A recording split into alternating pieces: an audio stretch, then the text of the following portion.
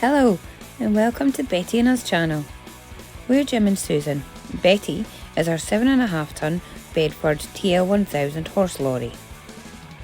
Along with our 3 dogs, Delta, Angus and Rugar, we're slowly but surely converting Betty into our tiny off-grid home. Join us every week from the Highlands of Scotland to see Betty transformed into our travelling home of our dreams. We're forever seeking new adventures. We hope you are too. Let's see what's been happening this week. Thank you.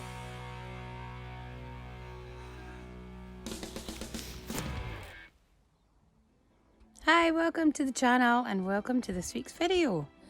A little bit of a different video this week. We've had quite a lot of sickness, unfortunately, in the camp. So Jim has been basically out of action and not been out of his bed for over a week now, which has not been fantastic.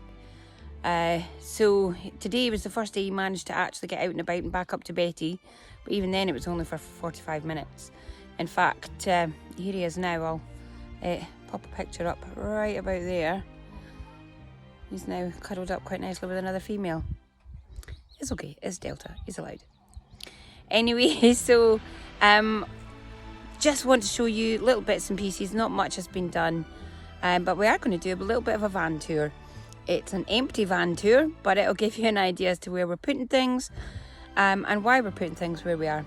And also a bit of the battery saga as well, for the saga with the battery. So this week and next weekend and so on, we should be really kind of fairly bashing on with things. But on with the video. So starting off at the back of Betty, you'll see the back ramp. Obviously this is a horse box. This was the lead-in ramp for the horses.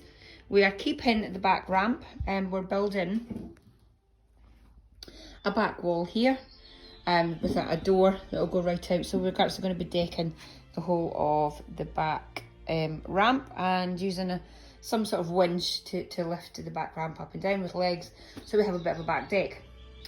In the actual van itself, up to this first beam here on both sides, up right there, including that window. This particular area will be the garage area.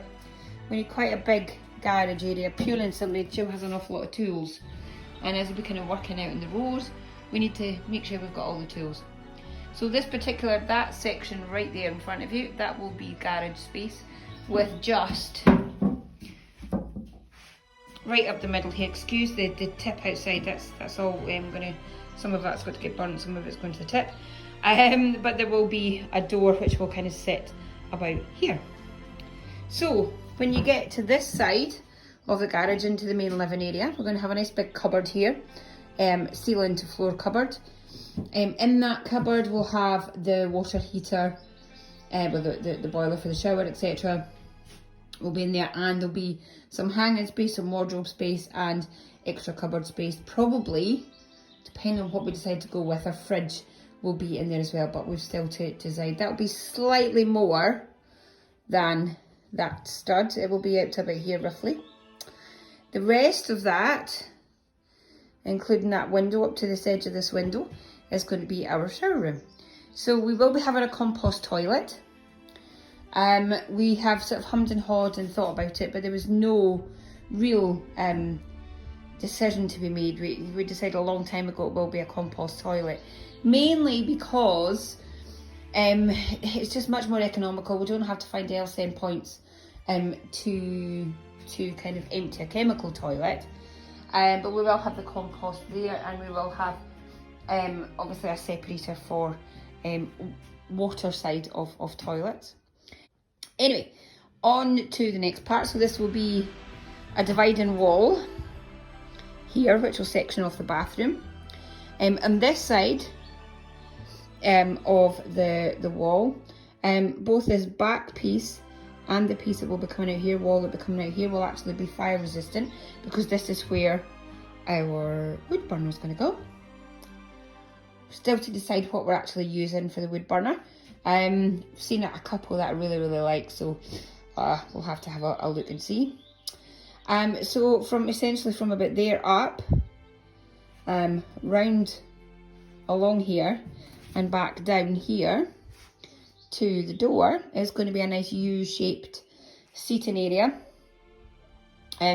with storage underneath, so you can lift up. This particular part here, as you'll see, it's marked out on the floor. That's actually not fully accurate. This is going to be in just a little bit narrower than that at the cut through, but we will be making a bed which we'll pull out as well. So if we have any visitors or Jim's children come, there'll be a sort of bed to be able to pull out there. In here underneath the seating area and along this back wall is where all the electric components will be, because the battery box for Betty is in here. I'll tell you about the battery in a little bit because we've had a right kerfuffle with that. This whole area from this part to along there, we will be raising this floor ever so slightly, so there will be a slight step down into the kitchen and bathroom area, and that's purely because we've got extra storage in here, underfloor storage, so we'll have a hatch there. And this particular part down here is all of our kitchen. So it's a huge area for the kitchen down to that back windows part of the garage, but from all the way along here will be the kitchen area and space. We're building a special box with a hatch that goes down through the floor here. That's where our gas will be stored. We have a unit that we already had, which is going to fit perfectly in here. We'll just adapt it slightly. So that essentially, we're going to have a full kitchen in here with lots of storage. Some storage up to the ceiling and up on the wall. And there'll be storage above, shelves above the door, a shelf above the door. Storage boxes along here, along the top of the window and along the top of that window. And obviously the workshop storage area that as is at the moment is going to be the bed and the bedroom. We've had a little bit of a sort of head scratching few moments looking at the bedroom, mainly because it's a tilt cab, and which means that there's the flap at the front opens out and the actual base of the looting box lifts up to allow the cab to tilt forward when you need to get into the engine. And because of that, there's quite tight restrictions needed here, or space to allow this actually to raise up. So we've had to do a little bit of adapting to our design. However, it's actually going to work out quite nicely, so we'll see how that goes. But at the moment, there's been an awful lot of work that we haven't, I've got some photographs I'll pop in, but there's been an awful lot of work has gone on underneath here that you can't see right now. We forgot to take some videos before we put everything up here, but it's going to be a fantastic space. That will be our bedroom. Up here there's going to be a lovely skylight. Well, a Dometic crystal clear skylight, so you can look out at the stars. Up here there'll be another skylight, and in the shower room, actually just right above the shower, there'll be another skylight. So we'll have some good aeration, shall we say, within here. So it'll be a really nice space. This is obviously the cut through to the cab as well. So yeah, I'll pop in some other bits and bobs of pictures. I'll leave it there just now. Catch you in a bit.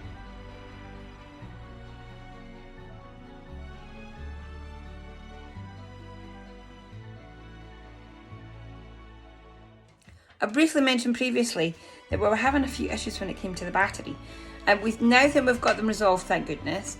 The issue was when we got Betty, she came with a standard car battery, sort of up to 2.5 litre, which is definitely not enough for the size of a 7.5 tonne Horselorry, an engine size over. But the problem is we didn't know what engine size she actually was.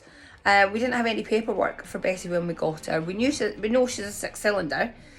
We know she's more than 2 litres, but we really couldn't figure out. We didn't know if it was a Perkins or a Cummins engine, so on and so forth. So it was really difficult to determine what battery we actually needed. We now, thank heavens, for a very knowledgeable person on one of the Bedford owners pages has told us, we have done a little bit more research and found out that this is fantastic news, but we now know she's a 5.4 litre engine, 6-cylinder as we say. She's a 1986 Bedford TL1000 Turbo. One of the sort of last lot to be made, actually, because Bedford kind of changed hands not long after that and they stopped making this particular horse box or this particular truck. So we can't get a hold of an owner's manual or a service manual, anything. So if anyone out there has any kind of paperwork, books, service manuals, Haynes manuals, anything on a Bedford truck, 1986, TL1000, Turbo, not the AWD version, I really would love if anyone could kind of take some pictures and send them to me. That would be very good. If not, we'll just plod on as usual. But I like to read the instructions, essentially. So if anyone has them, then I would love to hear from you. Next thing that we're actually going to do is, you see there's a kind of a gap along here. At its widest is maybe an inch. It's not too big. And it's not drafty by any means, but obviously we don't want big gaps. So this is all getting filled in with expanding foam. So Jim is just going to do that. And once again, apologies for Jim's absence, actually. I did mention at the beginning that we've had sort of illness. Jim's the one that's not been very well for the past week. So he doesn't want to be on film, as you can imagine. But that's the next thing we're going to do, is fill it in these gaps. Also, there was a couple of holes in the actual flooring, so we've plugged them from underneath and we're just going to fill them with expanding foam. After that, thank you for that big yawn. After that, the next kind of project is to sort this floor out.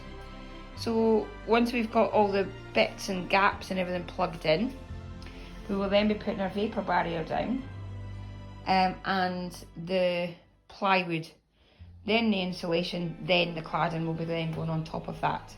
Cladding, otherwise known as laminate flooring, but we're not going to get to that stage where we're still working in here.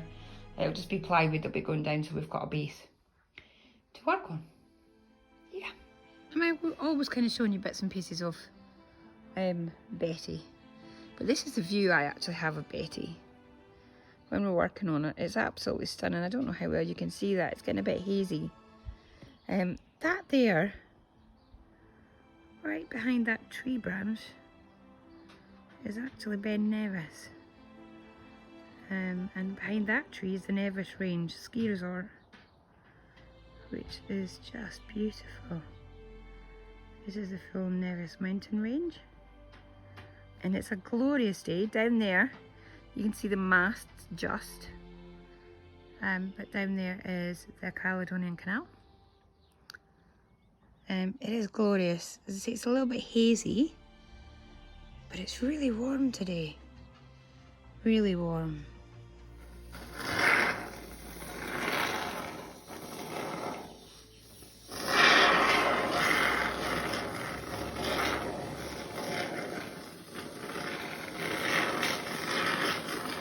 Look at some strawberries with that.